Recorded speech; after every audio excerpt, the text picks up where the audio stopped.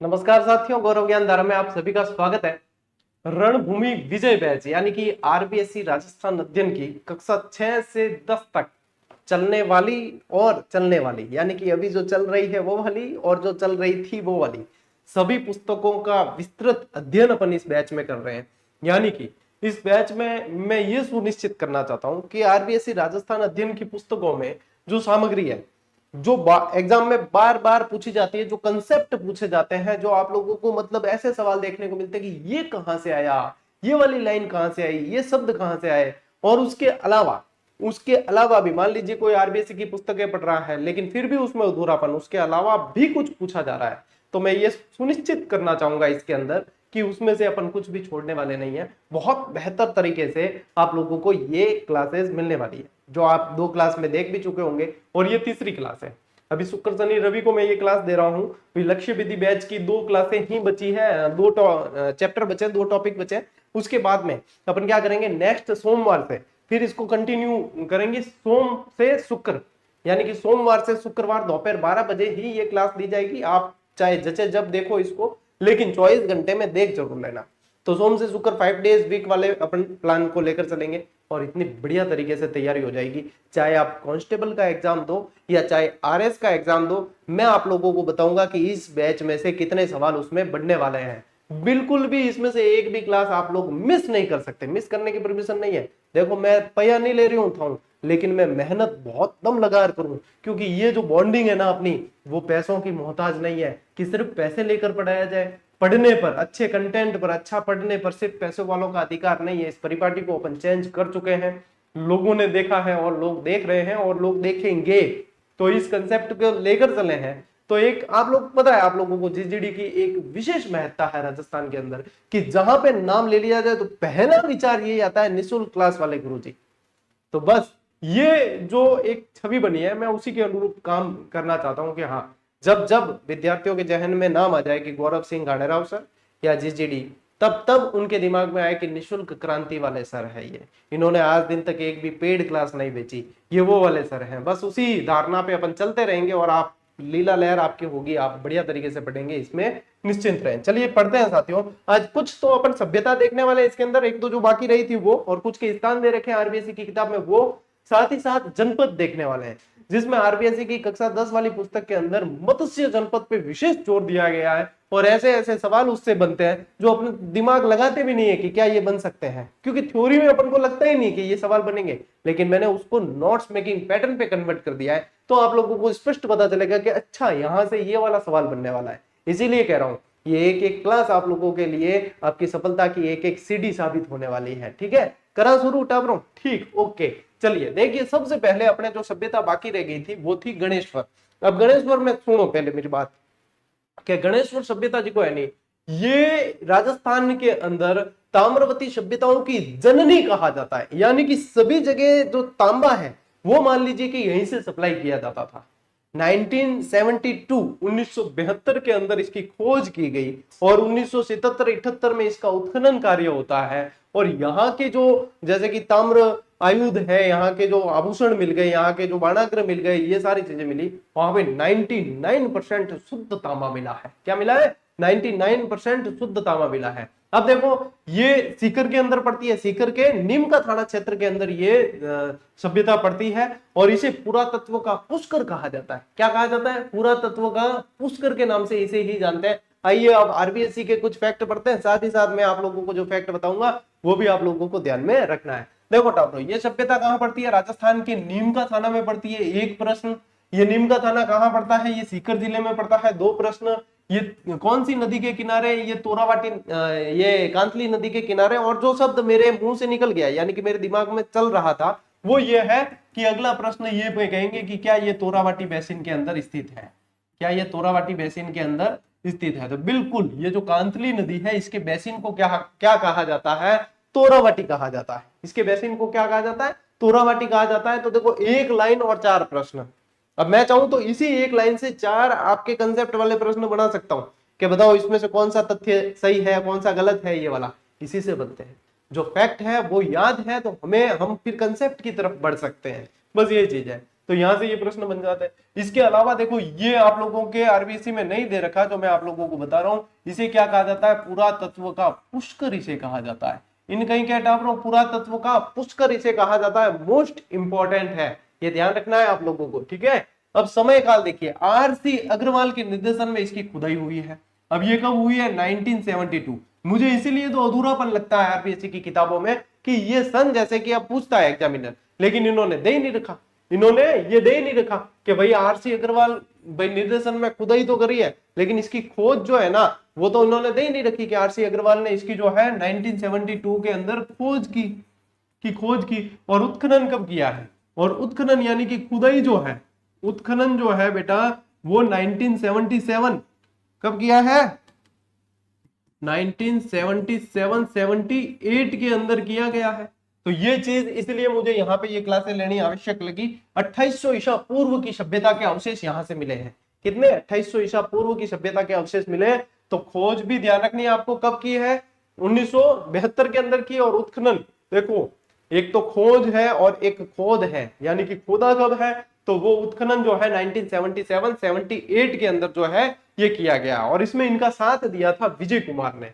साथ किसने दिया, उत्खनन के अंदर आरसी अग्रवाल के साथ में क्या ध्यान रखोगे, आरसी अग्रवाल तो है ही, आरसी अग्रवाल तो है ही, साथ में विजय कुमार है, साथ में क्या है, विजय कुमार। काल एक टाबर कमेंट करियो, सुनो मेरी बात, एक टाबर कमेंट करियो, गुरुजी ऐसे नहीं, आरबीएससी का पेज लो और वही पढ़ो। अरे वही पढ़ाना तो वो तो थे ही पढ़ लेता, बिम के नौकरी तेरे हो जी, वही पढ़ने से तो मतलब ही नहीं है। मैं जानता हूं कि आप लोगों के लिए कौन सा पैटर्न सही है, आपको क्या चीज जाननी चाहिए क्या नहीं जाननी चाहिए। भैया ये हजारों सिलेक्शन ऐसे हवा में बात करने से नहीं दिए हैं, तो मैं क्या जानता हूं और मैं क्या समझता हूं उसके अनुरूप पढ़ाने दीजिए। ये चीजें यदि मैं नहीं बताऊंगा तो फिर अधूरापन ऐसे का ऐसे, फिर मेरे पढ़ाने का क्या मतलब। अरे क्या गुरु जी वो पेज ले यूं बता, अरे यूं तो बेटा तू ही पढ़ ले, तो भी मैं क्या नौकरी तेरा करूं है, भी मास्टर साहब ने पढ़ाने के मतलब।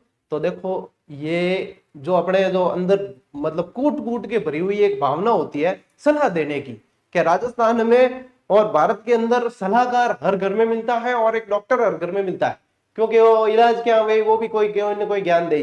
तो आप लोग यहाँ से सिर्फ ग्रहण करो। अभी आपसे जब मैं मांगू ना सलाह कि हाँ भाई अब बताओ अब क्या करना है, तब तो देना सलाह, यानी मतलब अति मत करो इसकी क्या, हाँ नहीं तो भी क्या गुरु जी यूं करो वो करो फलाना ढिमका, मुझे आप पढ़ाने दो। ये बेस्ट पैटर्न है। यदि मैं छोड़ूंगा ये बताओ विजय कुमार और ये मैंने नहीं बताया आपको 1977-78 जो दे रखा है वो का वो डाऊंगा, तो फिर पढ़ाने से मतलब ही क्या है, फिर तो पढ़ाने मतलब ही नहीं है, फिर तो आप खुद ही पढ़ लोगे उसको।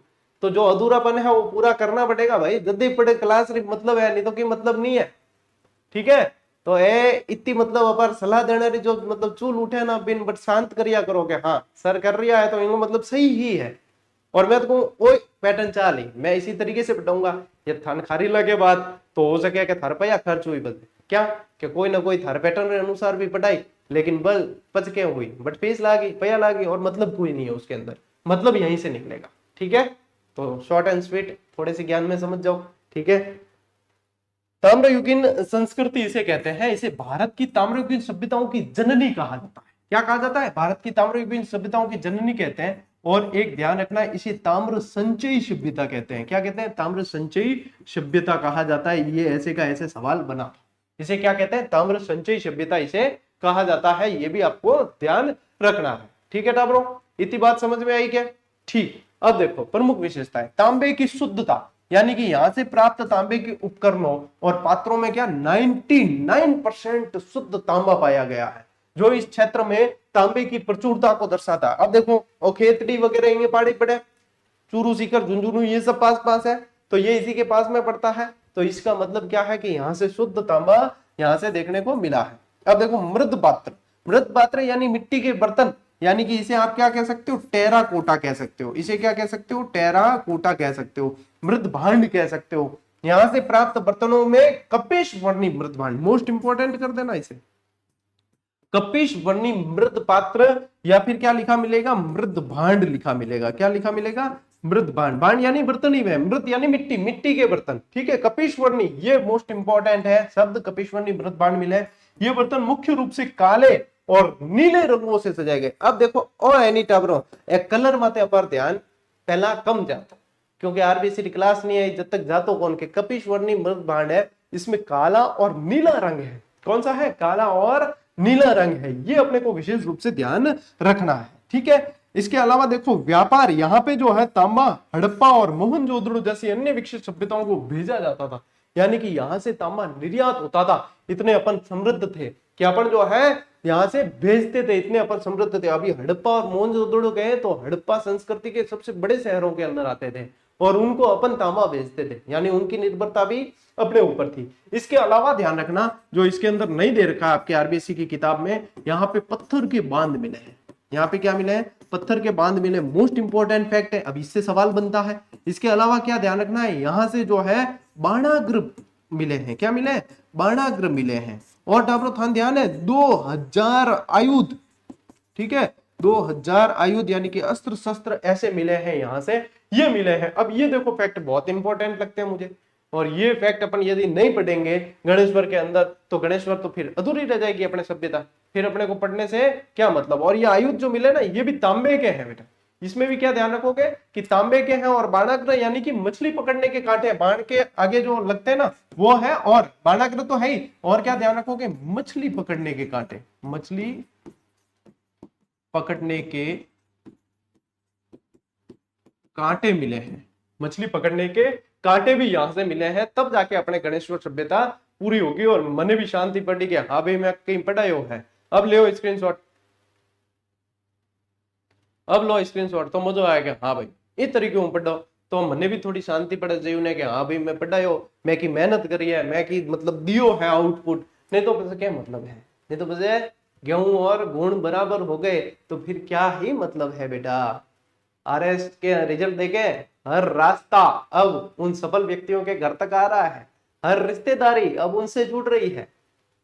बचपन में यदि किसी के साथ समय बिताया वो भी याद करेगा कि मेरे हाथ बड़ी ओडो है। ये दिन आपको भी देखना है तो सफल हो जाइए। जिस दिन आप सफल हो गए, हर एक रास्ता आपके घर तक आएगा, हर एक रिश्तेदारी आपसे जुड़ेगी, हर एक पहचान आपसे जुड़ेगी, और फिर हर व्यक्ति कहेगा कि मैं इसे जानता हूं, ये देखो मेरे गैलरी के अंदर ये फोटो है, वो है। भले ही संघर्ष में आप अकेले थे, कोई नहीं देखेगा। सफलता के बाद आपके सभी साथी अपने आप बनने लगेंगे, हर कोई गुणगान करने लगेगा। वो दिन आएगा आपका। मैं हमेशा कहता हूं कि हर दिन सबका नहीं होता, लेकिन एक दिन सबका आता है। तो हिम्मत मत हारना, उस एक दिन के आने तक आपको मेहनत करनी पड़ेगी। इतनी मेहनत कर ली तो वो दिन आपका भी आ जाएगा।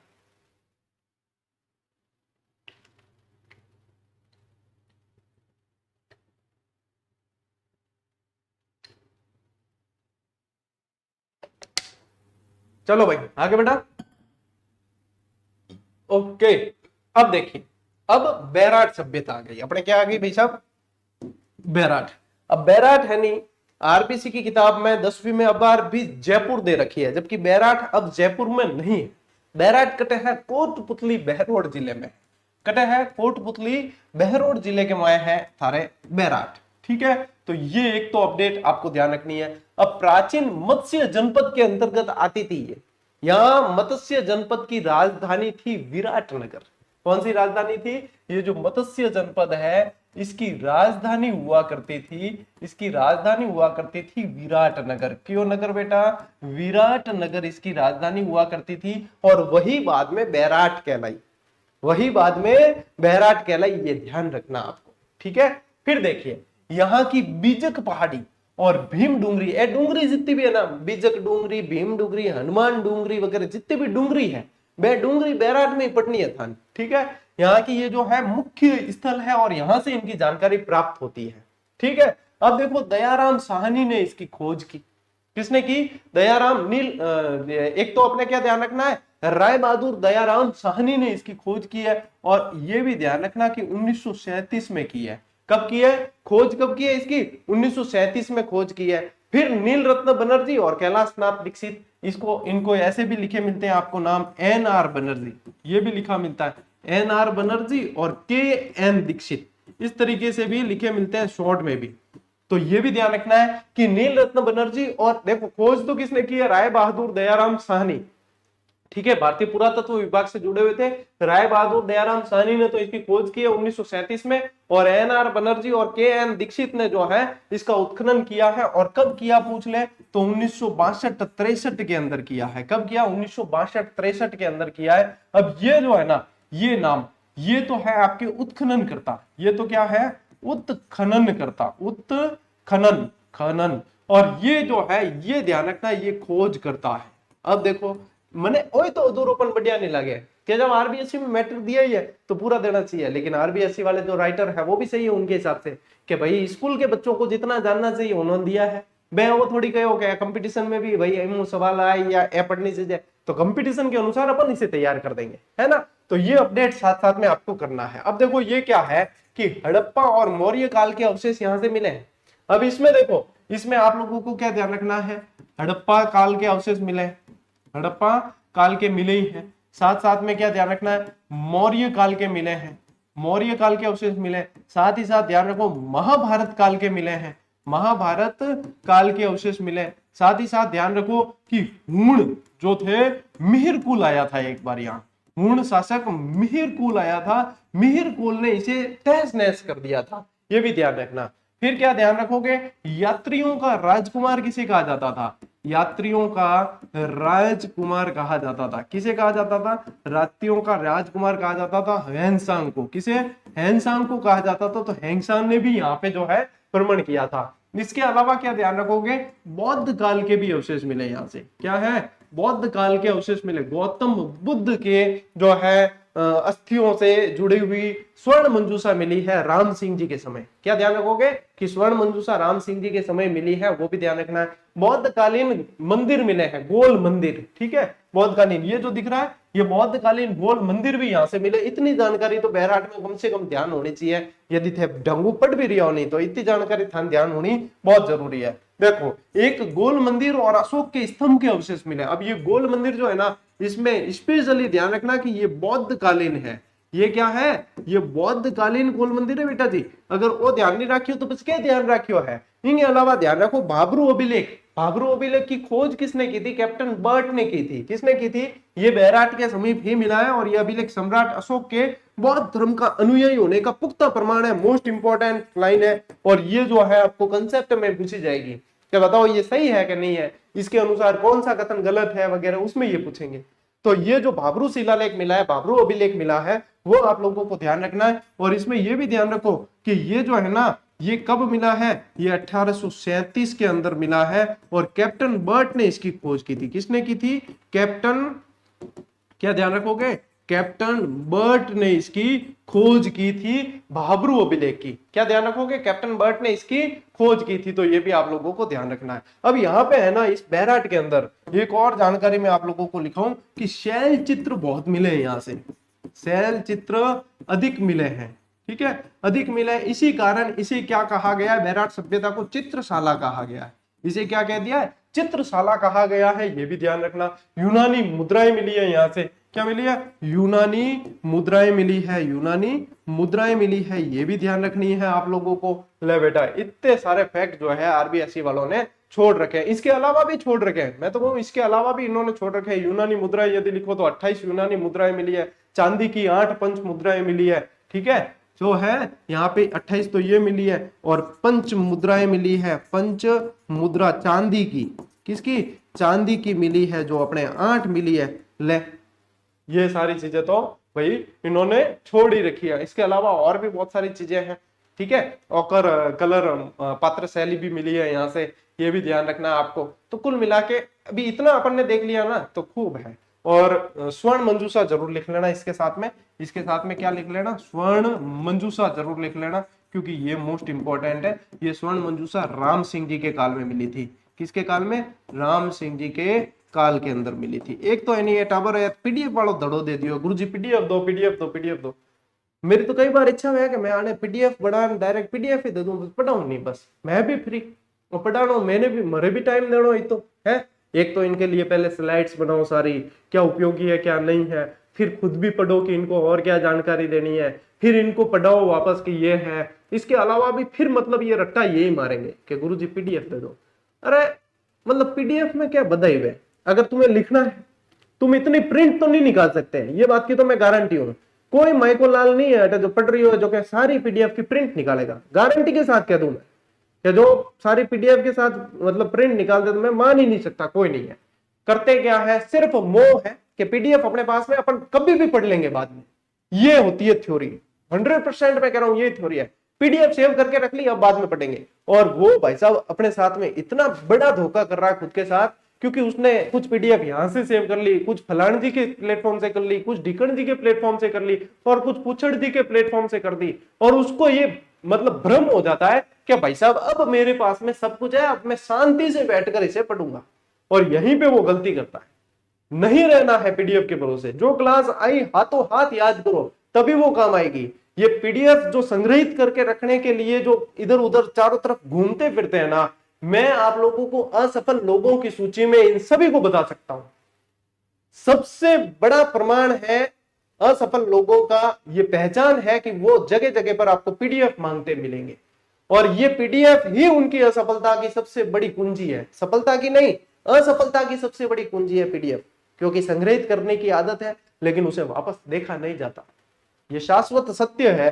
थे जी स्कूल में पढ़ रही हूं अंबिका, मैं प्रिंसिपल रह चुका, ठीक है, तो देते हैं हम तो पीडीएफ, फिर भी देते हैं, बाकी प्लेटफॉर्म तो देते ही नहीं है। कभी कोई यूट्यूब क्लासेस की पीडीएफ लगातार कोई देता है क्या? देखना यूट्यूब पे क्लासेस लगातार कोई नहीं देता।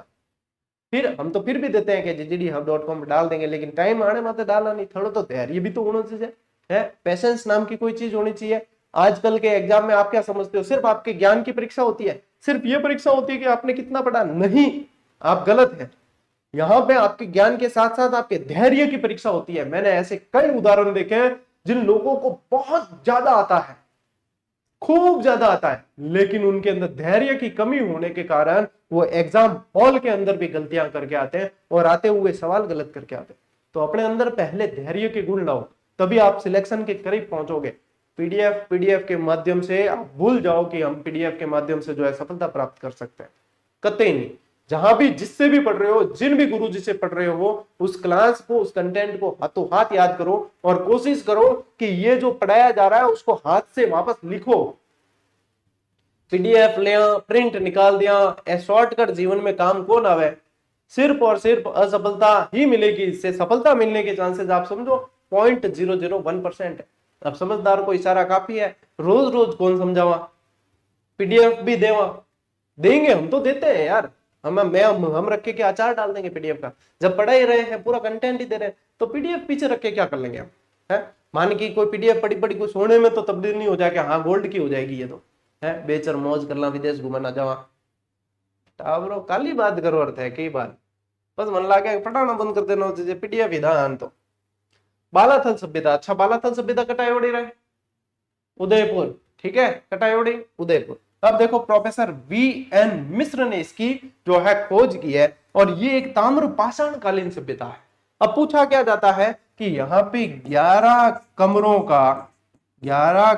का दो ही चीजें पूछते हैं, विशाल भवन मिला है, ठीक है, और क्या मिला है, एक तो ये, और एक मिले हैं सूती वस्त्र के प्रमाण, सूती वस्त्र के प्रमाण मिले, और सूती वस्त्र के प्रमाण यहां से भी मिले हैं, ये भी ध्यान रखना, यहां से भी बैराट के अंदर भी सूती वस्त्र मिला है, यहां से भी सूती वस्त्र मिला है। तो ये बढ़िया हो गया कि आपके दोनों ही सूती वस्त्र वाली सभ्यताएं एक ही स्लाइड पे आ गई, ठीक है।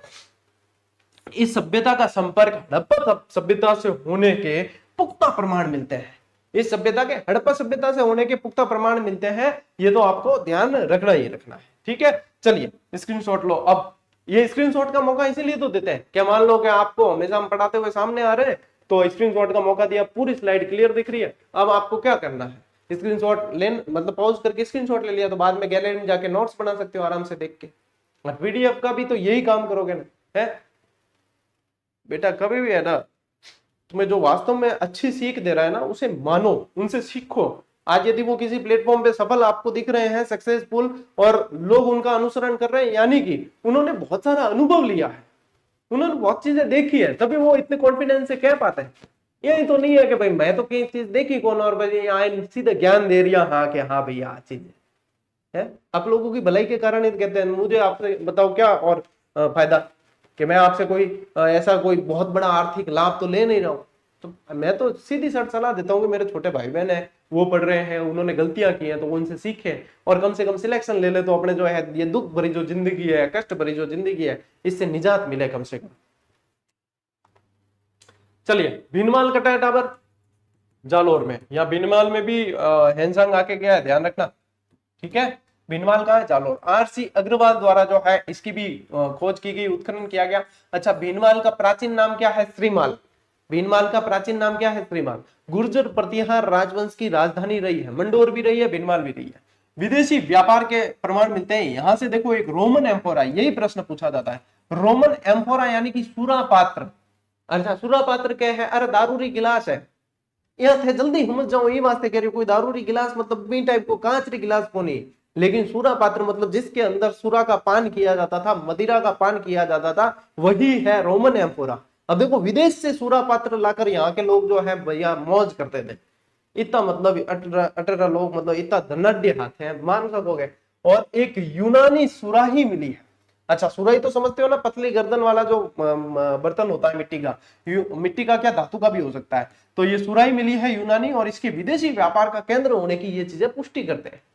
ये चीजें विदेशी व्यापार का केंद्र होने की पुष्टि करते करते फॉरेनर विजिट कराने आता, फॉरेनर विजिट कराने आता तो मतलब सुरापात्र वगैरह रोमन एम्फोरा और यहाँ पे देकर चले गए। देखिए बढ़िया। फिर देखो एक सभ्यता है इस्वाल, ये कहाँ की है? उदयपुर की। समय काल इसका यदि देखें तो ये प्राक ऐतिहासिक कालीन सभ्यता है, और प्रमुख साक्ष्य की बात करें तो ये लोह उद्योग के प्रमाण यहाँ से मिलते हैं। तो इस्वाल सभ्यता भी कैसी होगी? लोह युगीन होगी।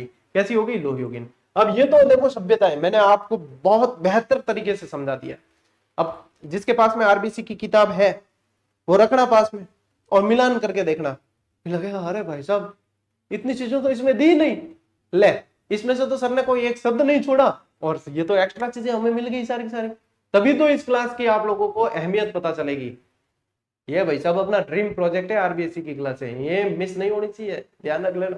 अब देखो अन्य सभ्यताओं के अंदर देखो, रंगमहल सभ्यता कहाँ है? हनुमानगढ़ के अंदर। ओजियाना कहाँ है? ब्यावर के अंदर है। अब ओजियाना, इसमें किताब में आपके भिलवाड़ा दे रखा है, ओजियाना अब ब्यावर में पड़ती है। नगरी कहाँ है? चित्तौड़ में। बरूर कहाँ है? गंगानगर। अब ये क्षेत्र मिलान वाली भी आती है कई बार, तो ये ध्यान रखना। ये तिलवाड़ा कहाँ है? आपकी किताब के अंदर आरबीएससी में बाड़मेर दे रखा है, लेकिन ये वर्तमान में बालोतरा में आती है। कहाँ आती है? बालोतरा। जोधपुरा कहाँ है? किताब के अंदर दे रखा है आपके, कौन सा? जयपुर दे रखा है, लेकिन ये कोटपुतली बहरोड के अंदर आती है, जोधपुरा, ठीक है। सुनारी कहाँ है? झुंझुनू, नौ, भरतपुर और नगर टॉप के अंदर है, ठीक है। तो ये कुछ स्थान भी आप लोगों को ध्यान रखना है। अब स्क्रीनशॉट लो वापस।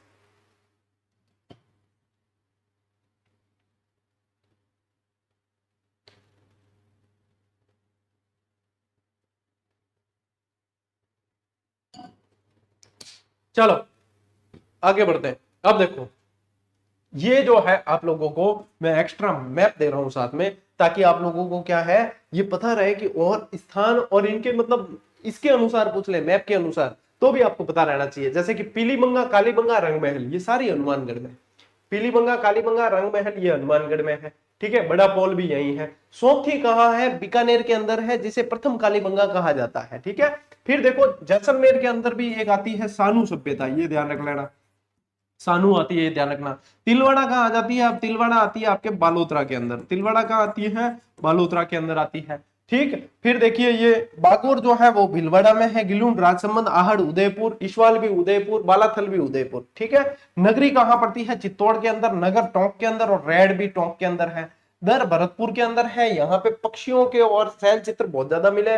बैराट कोटपुतली बहरोड में, गणेश्वर सीकर के अंदर है, सोनारी झुंझुनू में है, कालीबंगा हनुमानगढ़ में, ठीक। ज्या मैं बताया, ज्या मन याद है, या थाने याद होना चाहिए, नहीं तो पट्टी वड़ा की काम नहीं आवे। याद होनी चीजें बहुत जरूरी है। जब याद होने लगी तो समझ लो कि भाई साहब मैं ही राजा मान सिंह हाँ, ठीक है। जिन्हें चीजें याद होगी वो राजा मान सिंह है। देखो एक टावर ने याद होगी कि चीजा जीके मन लागे वो जीजीडी क्लास देखी है कि मान सिंह ने जितना फैक्ट बताया वो सारा सारा आपको बताया उड़ा है। तो जिन चीजें याद होगी वही राजा मान सिंह फेमस होगा।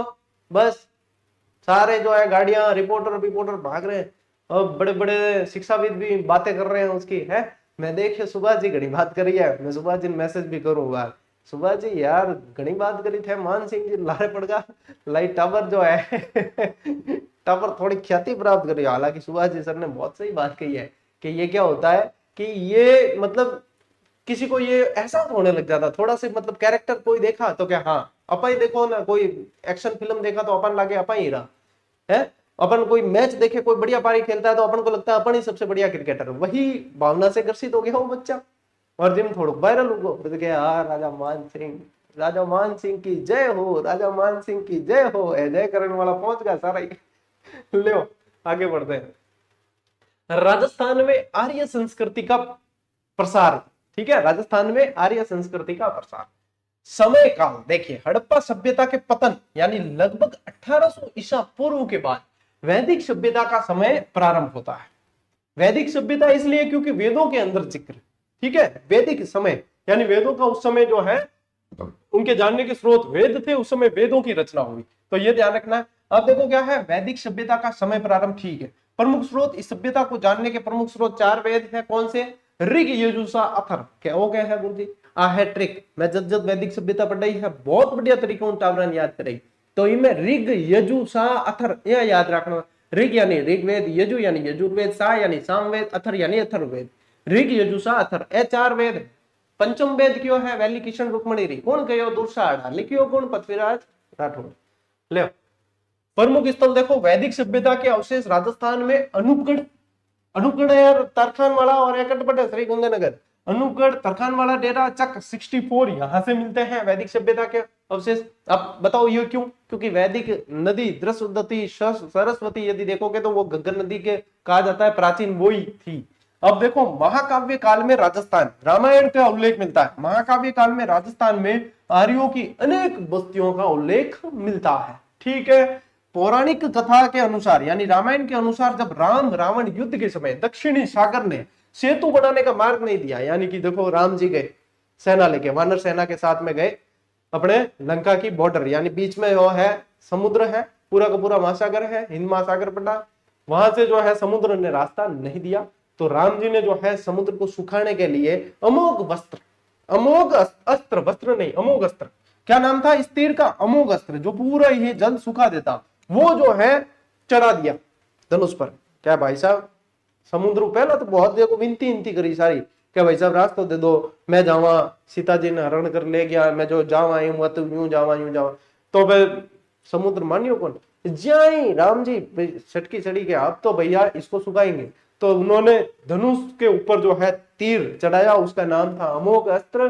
तो भाई साहब समुद्र जो है फिर प्रकट होता है, समुद्र मानव रूप में प्रकट होता है और कहता है कि भगवान मुझे क्षमा करें, अब मेरी प्रकृति है यहाँ पे देखो मैं ऐसे रास्ता नहीं दे सकता किसी को, यदि मैं आपको रास्ता दूंगा कल कोई दूसरा मांगेगा तीसरा मांगेगा तो मैं रास्ता नहीं दे सकता। उन्होंने फिर समुद्र ने जो है रास्ता बताया कि यहाँ पे आपके वानर सेना में 2 ऐसे युवक है जिनको ये श्राप मिला हुआ है कि कोई भी चीज जो है समुद्र में फेंकेंगे वो तैरेगी डूबेगी नहीं, तो फिर नल और नील को बुलाया और उनसे जो है वो पत्थर श्री राम लिखे हुए सारे के सारे फैलाए और राम सेतु बनाया, ठीक है, ये हो गई। अब बात ये थी कि वो जो तीर धनुष पे चढ़ा हुआ था वो वापस नहीं जा सकता, उसको कहीं ना कहीं चलाना ही था, तो फिर बाद में ये कहा गया कि राजस्थान के अंदर जो है वो सूखा क्षेत्र है और वहां पे चला लिया जाए, और कई जने ये कहते हैं कि वो यहाँ पे चलाया इसलिए यहाँ पे भी 33 सागर के अवशेष थे तो ये यहाँ पे चला दिया तो यहाँ का 33 सागर सूख के मरुस्थल के अंदर बदल गया। ये पौराणिक मान्यताएं हैं, वैज्ञानिक मतों पे इसकी पुष्टि नहीं होती है, लेकिन ये पौराणिक मान्यताएं पहले ही बता दूं, ठीक है। मरुस्थल की उत्पत्ति पौराणिक मान्यता है कि इसी अस्त्र के कारण यहाँ समुद्र के स्थान पर मरुस्थल हो गया, कि यहाँ पे भी कभी सागर था तो उस समुद्र के स्थान पे मरुस्थल हो गया। ऐतिहासिक निष्कर्ष क्या है, यद्यपि आज वैज्ञानिक युग में इस कथा को पूर्णतः स्वीकार नहीं किया जा सकता, किंतु इससे यह प्रमाणित होता है कि रामायण के रचयिता राजस्थान के भूभाग से अच्छी तरह परिचित थे। अपन निष्कर्ष क्या चाहते हैं वो ये है कि रामायण के रचयिता भी राजस्थान से अच्छी तरीके से परिचित थे, क्योंकि इसका उल्लेख वहां पे मिला है, ठीक है। अपर तो वही ध्यान रखना है ना, अपन ज्यादा भी मैं नहीं लॉजिक नहीं लगाना, नहीं तो परीक्षा छेटी पड़ जाओ। ले स्क्रीनशॉट। चलिए भैया आगे बढ़ते हैं। ओके, महाभारत काल में राजस्थान, देखो रामायण काल की बात हुई, अब महाभारत काल की बात करते हैं। अपन राजस्थान के बारे में जान रहे हैं, यदि ये क्लास है तो मैं कहता हूं कि बच्चे बूढ़े जो भी देखें उन सभी के लिए इंपॉर्टेंट है, क्योंकि सभी को कुछ ना कुछ सीखने को मिलेगा, ठीक है। तो ये तो भैया आप मतलब इसको जो है स्पीकर पे लगा के, मतलब स्पीकर मतलब टीवी है तो टीवी में जोड़ सकते हो, या आवाज तेज करके भी सुनोगे तो आसपास से कोई जाएगा तो वो भी सीखेगा इससे। वैसे मेरी क्लासें जो पढ़ रहे हैं अभ्यर्थी उनके बच्चे भी देखते हैं, उनके माँ बाप भी देखते हैं, सभी देखते हैं, और कईयों के तो माता पिता ये कहते हैं क्या भाई तेरे गुरुजी की क्लास आ जाएगी, देख कहीं यहाँ टबर के आपके सर की क्लास आ गई देखो।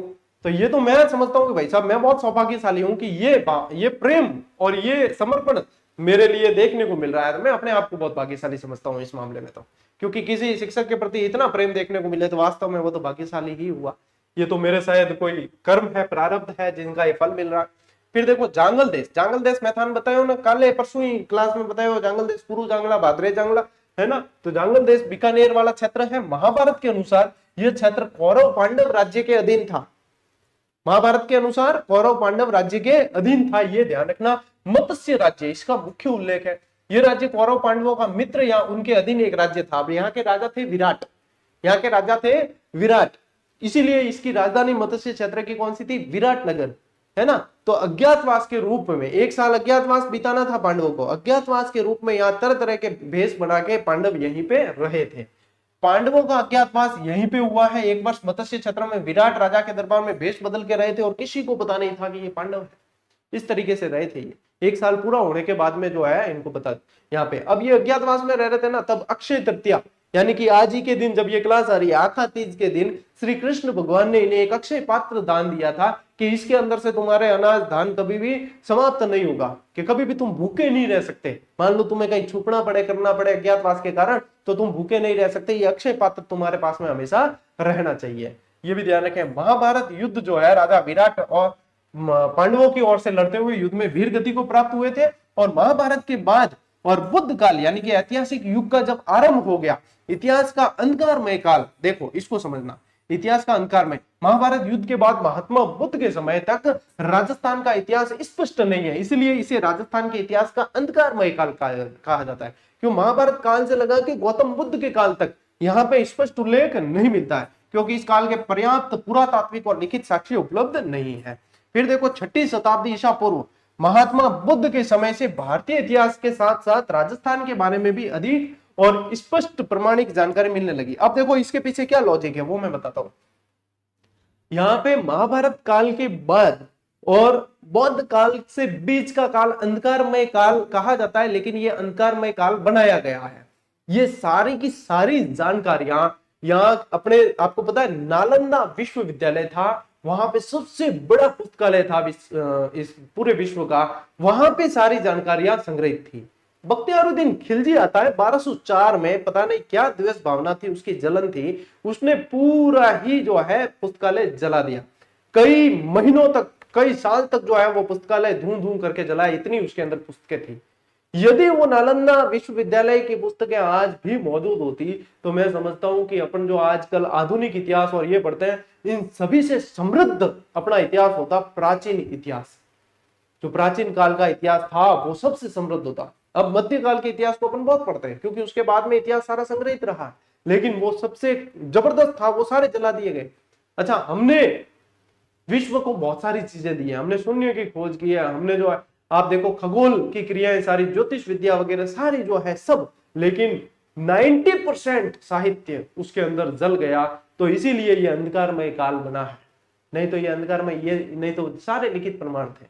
इतना जबरदस्त इतिहास था अपना, लेकिन ऐसी घटनाएं हुई। अब ये कोई जानता ही नहीं चीजें, कई लोगों को पता ही नहीं, किसी ने पढ़ा नहीं है तो वो जानते नहीं है, बस जिसने पढ़ा है वो जानता है। मैंने बता दिया आप लोगों को, तो ये चीजें पता होनी चाहिए। आसपास जब भी चर्चा करो, बात करो, तो ये पता होनी चाहिए कि इसका कारण ये हुआ है। ठीक है, ले स्क्रीनशॉट, आगे बढ़ते हैं। देखो जनपदों का उदय, भारतीय राजनीति में छोटे छोटे स्वतंत्र जनपद हुए। जनपद यानी कि समझ लो एक राज्य है एक तरीके से, ठीक है, वो जनपद है।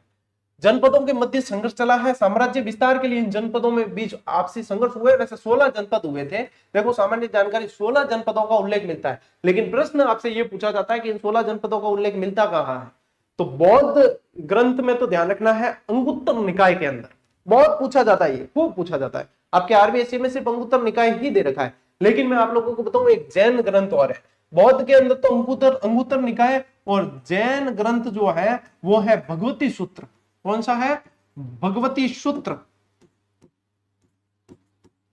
भगवती सूत्र, इसके अंदर जो है उल्लेख मिलता है। तो भगवती सूत्र और अंगुत्तर निकाय में 16 जनपदों के उल्लेख मिलते हैं। ठीक है, अब देखो राजस्थान का संबंध इन 16 महाजनपदों में मत्स्य जनपद जो है ये राजस्थान के अंदर था। एक अपर जनपद भी राजस्थान के अंदर पढ़ने में आता है, कौन सा? अपर जनपद। ठीक है, अपर जनपद भी राजस्थान में पढ़ने में आता है, ये ध्यान रखना। राजस्थान में स्थित था और राजस्थान के अन्य भाग कुरु, शूरसेन, अवंती महाजनपदों के अंतर्गत आते थे। ठीक है, ये कुरु, शूरसेन, अवंती ये भी महाजनपदों के अंतर्गत ही आते थे जो अपन ने पढ़े हैं। अब देखो सीवी जनपद, चित्तौड़ के आसपास का क्षेत्र सीवी जनपद कहलाता था। यहाँ पे क्या है कि सीवी कीवी नाम की एक जाति आकर रहने लगी थी, जो सिकंदर के आक्रमण के समय यहाँ पे आके बस गई थी। तो ये चीज आपके आरबीसी में दे भी रखी है कि विदेशी आक्रमण। अब विदेशी आक्रमण करियो कौन हो? अरे सिकंदर हो, ध्यान रखियो। ठीक है, थान पूछ ले इम यूं लिखियो कि विदेशी आक्रमण का प्रभाव। तो 327 ईसा पूर्व में सिकंदर के आक्रमण के समय अपनी रक्षा के लिए पश्चिमोत्तर सीमा यानी कि राजस्थान आ गए। तो उसमें कौन कौन आए? मालव आए, योद्धे आए, अर्जुनायन आए। ठीक है, मालव, योद्धे, अर्जुनायन और सीवी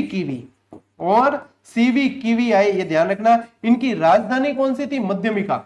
इनकी राजधानी कौन सी थी? इनकी राजधानी थी मध्यमिका। कौन सी थी बेटा जी? मध्यमिका इनकी राजधानी की है, मध्यमिका इनकी राजधानी थी, ये ध्यान रखना। ये कबीले राजस्थान में आकर बस गए और इस तरीके से जो है ये कबीले ही लोग थे, ये यहाँ पे आके बसे, फिर जनपद के अंतर्गत आने लग गए। ठीक है, तो ये जानकारी आपको ध्यान रखनी है, स्क्रीनशॉट लीजिए।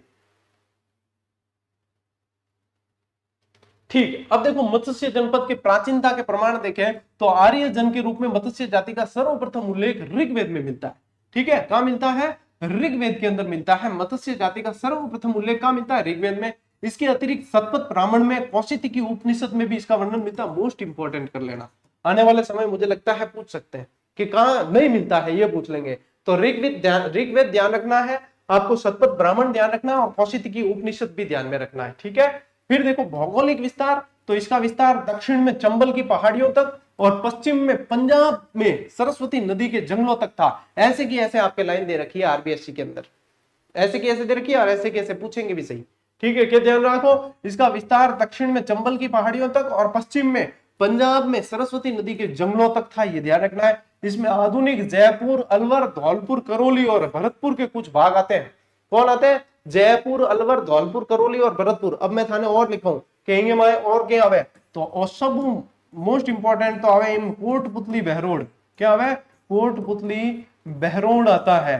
ठीक है, और क्या आता है? खैरतल तिजारा आता है। और क्या आता है? खैरतल तिजारा इसके अंदर आता है। ठीक है, क्योंकि अलवर से ये टूट के पड़ा और जयपुर से कोटपुतली बहरोड, ये भी ध्यान रखना है। डीग का कुछ हिस्सा भी मान सकते हो। अब राजधानी जो है मत्स्य जनपद के शासक विराट ने जयपुर से 85 किलोमीटर दूर विराटनगर यानी कि बैराट बसाकर जो है राजधानी बनाया। विराटनगर राजधानी बनाई थी। क्या बनाई थी? विराटनगर राजधानी बनाई, जिसको वर्तमान में बैराट सभ्यता जो अपन कहते हैं ना, वो यही है। महाभारत कालीन संबंध देखो, राजा विराट की पुत्री उत्तरा का विवाह अर्जुन के पुत्र अभिमन्यु से हुआ था। ये महाभारत कालीन साक्ष्य यहाँ के जनपद से मिलता है। क्या यहाँ के राजा कौन थे? मत्स्य जनपद के विराट थे। इसकी पुत्री उत्तरा का विवाह किससे हुआ? अर्जुन के पुत्र अभिमन्यु से, है ना। और इन्हीं का पुत्र यानी कि अभिमन्यु और उत्तरा का पुत्र, किसका? अभिमन्यु और उत्तरा का पुत्र परीक्षित आगे चलकर पांडवों के राज्य का उत्तराधिकारी बनता है। ये आगे चलकर जब पांडवों को सबको जो है पांडवों का मतलब इनको मार दिए थे सबको, तो उसके बाद में परीक्षित जी जो है वो आगे चलकर पांडवों के राज्य के उत्तराधिकारी बने। ये सारा का सारा प्रमाण आपके 10वीं की किताब में दे रखा है, ले स्क्रीनशॉट। भाई जो इंटरेस्ट लेन पड़ी हो ना आज की क्लास में, बिन आनंद आए, बिन बहुत सारी चीजें सीखने मिली आज।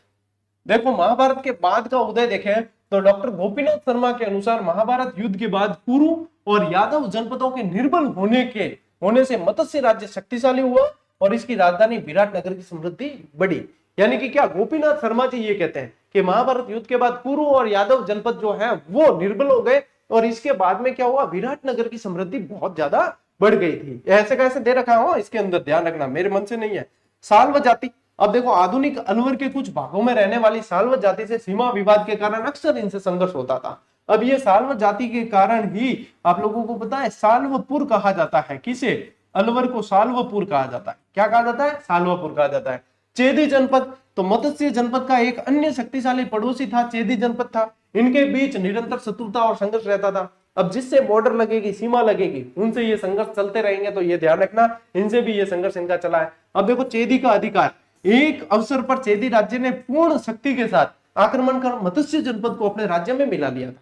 चेदी जनपद शक्तिशाली हो गया, उसने मत्स्य जनपद को अपने राज्य में मिला लिया था। हालांकि मत्स्य ने जल्दी ही अपनी स्वतंत्रता पुनः प्राप्त कर ली थी, यानी कि ज्यादा समय तक ये इनके अधीन नहीं रहा, वापस से ये स्वतंत्र हो गया था। ठीक है। मगध का प्रभुत्व, कालांतर में मत्स्य जनपद मगध की साम्राज्यवादी नीति का शिकार हुआ, क्योंकि मगध उस समय बहुत शक्तिशाली हुआ, मगध बहुत शक्तिशाली हुआ था। ठीक है। मगध के सम्राटों ने इसे जीतकर अपने साम्राज्य में मिला लिया था, और मौर्यों के शासनकाल में मत्स्य जनपद मौर्य साम्राज्य का भी एक हिस्सा रहा था। फिर मैंने आपको बताया कि हुण शासक मिहिरकुल ने भी इस पे आक्रमण किया था, है ना। ये सारी चीजें ध्यान रखनी, महाभारत कालीन अवशेष तो मिलते ही मिलते हैं। तो ये सारी जानकारी मत्स्य जनपद जो राजस्थान का मुख्य जनपद है, जो 16 जनपद के अंदर आता था, उसमें अब देखो मत्स्य जनपद इतना डिटेल में और इतने इंटरेस्ट के साथ में आपने इससे पहले नहीं पढ़ा, मैं कह सकता हूं, बिल्कुल कह सकता हूं, क्योंकि आज जो इंटरेस्ट आया ना, मुझे पढ़ाने में आ रहा है इंटरेस्ट, यानी कि पढ़ने वाले को तो भाई साहब मजा ही आ जाएगा, और चीजें आपके दिमाग में इतनी शानदार तरीके से बैठेगी कि लगेगा कि यार ये हमने खुद ने पढ़ा 10वीं की किताब में, तो हमें याद नहीं हुआ, और सर पढ़ा रहे हैं तो सारी चीजें समझ आ रही है, सारी याद हो रही है। ये क्या है? ये जादू है जो मुझे आता है, बस ये है नोट्स मेकिंग पैटर्न की ताकत है। ये क्या है? क्योंकि आपने थ्योरी पढ़ी है, उसी थ्योरी को मैंने तब्दील किया है नोट्स के अंदर, और उस चीज को मैंने वापस समझाया है, उसमें थ्योरी दे रखी है उससे भी ज्यादा अच्छे लेवल पे जाकर, तो इसलिए ये ज्यादा इफेक्टिव हो गया आपके लिए। अपनी सारी आरबीएससी की क्लासें ऐसी चलेगी, आप देखना 2-3 महीने में ये जैसे ही आरबीएससी का बैच अपना कंप्लीट होगा, आपको लगेगा भाई साहब ये आरबीएससी की किताबें तो हमारे मेन आधार थी और हमने इसे छोड़ रखा था, और यदि हमने पढ़ा भी तो हमारे इतनी याद नहीं हो रही थी। उसके बाद में भाई आप कोई भी एग्जाम दे देना, आरबीएससी का एक सवाल बाहर नहीं, यानी राजस्थान जीके का सवाल बाहर नहीं जाना है, बिल्कुल मौज हो जाएगी, लीला लैम। ठीक है, चलो स्क्रीनशॉट लो। ठीक है, इसी के साथ में भाई साहब आपके ये क्लास भी पूरी हुई। अब नेक्स्ट क्लास देखो, मैंने कहा था शुक्र शनि रवि दूंगा, अब क्योंकि सोम से और शुक्रवार तक लक्ष्य भेदी बैच की क्लासें चलेगी, और सोम से शुक्र लक्ष्य भेदी बैच की क्लास पूरी भी हो जाएगी। तो अब नेक्स्ट क्लास आपके आनी है आरबीएससी की, वैसे शुक्रवार को। कब आनी है? शुक्रवार को आनी है। तो शुक्रवार को मैं ये क्लास दूंगा, और शुक्र का मान लो लक्ष्य भेदी बैच यदि पूरा ही हुआ तो शनि रवि अपन दे देंगे। फिर क्या करेंगे? सोम से कंटिन्यू करेंगे। क्या करेंगे? सोम से कंटिन्यू करेंगे, यानी कि सोम से शुक्र ऐसे चलेंगे अपन। क्या करेंगे? सोमवार से शुक्रवार। तो एक बीच में साइकिल को मैच करने के लिए, इस चैन को मैच करने के लिए हो सकता है कि ये अपना जो शेड्यूल शुक्र शनि रवि का, एक बीच में वीक के अंदर एक गैप आ सकता है, तो वो गैप आएगा, यानी कि सोमवार से शुरू हो जाएगी। ऐसा कर सकते हैं अपन। तो अब देखो नेक्स्ट क्लास टेलीग्राम से जुड़े रहना, हर अपडेट वहां पे दी जाती है। ये नहीं है कि अब सोमवार मंगलवार बुधवार क्लास नहीं आ रही, इसका मतलब कि सर 3 क्लास दी और भूल गए। मैंने सारी चीजें बता रखी है। जो हर अपडेट देखता नहीं है, जो हर चीज सुनता नहीं है, उसे ही असुविधा हो सकती है। बाकी मैं असुविधा वाली चीज छोड़ता नहीं हूं पीछे। बाकी टेलीग्राम से जुड़ जाना, गौरव ज्ञान धारा के नाम से ही है, तो वहां से हर अपडेट आपको मिलती रहती है, कहीं कुछ पूछने की जरूरत नहीं। टेक्निकल टीम रे बेटे मतलब दमिड़ा देने काम कौन बैर जवाब नहीं देला, क्यों? माने ध्यान ही नहीं है, मुझे ही ध्यान है कि क्या सूचना देनी है और क्या है, और मैं दे देता हूँ। टेक्निकल टीम को कहा हुआ है, आपको कोई पूछते हैं तो उन्हें कहो क्लास देखो, वीडियो देखो, वहां पे सूचना दे रखी है, क्योंकि मैं दे देता हूँ सूचना। वही चीज आकर कोई वहां पे पूछ रहा है, उन्हें क्या जानकारी? उनको तो कि टेस्ट किसी के चालू नहीं हुए तो उनके चालू करना है, बस यही काम है उनका, है ना। बाकी पूछताछ वहां करनी नहीं है। अपर की कोई बहुत बड़ी संस्था है कौन के थे बटे पूछताछ करो, थान जवाब मिल जाइए, और एड की नहीं काम करा ना। मैं कि धके उन फोन करा के मेरे कोर्स भाई ले ले दो, मैं लॉन्च करियो वगैरह है, तो ए चीजा है टावरो है जी, तो हम जो भी तो थान फायदो है। ठीक है, आज की क्लास साथियों कैसी रही बताना कमेंट करके, और आज की क्लास में इतना ही। अब मिलते हैं अपन अगली क्लास में, अगले सेशन में। तब तक के लिए राम राम, जय हिंद।